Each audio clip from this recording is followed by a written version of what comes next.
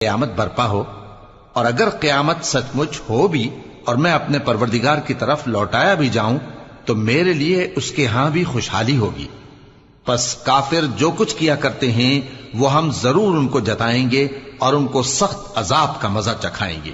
اور جب ہم انسان کو نعمتوں سے نوازتے ہیں تو وہ منہ موڑ لیتا ہے اور پہلو پھیر کر چل دیتا ہے، اور جب اس کو تکلیف پہنچتی ہے تو لمبی چوڑی دعائیں کرنے لگتا ہے۔ کہو کہ بھلا دیکھو تو اگر یہ قرآن اللہ کی طرف سے ہو پھر بھی تم اس سے انکار کرو تو اس سے بڑھ کر کون گمراہ ہے جو حق کی مخالفت میں دور نکل گیا ہو۔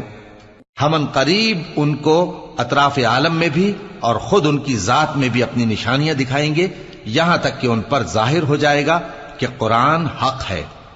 کیا تم کو یہ کافی نہیں کہ تمہارا پروردگار ہر چیز سے خبردار ہے؟ دیکھو یہ اپنے پروردگار کے روبرو حاضر ہونے سے شک میں ہیں۔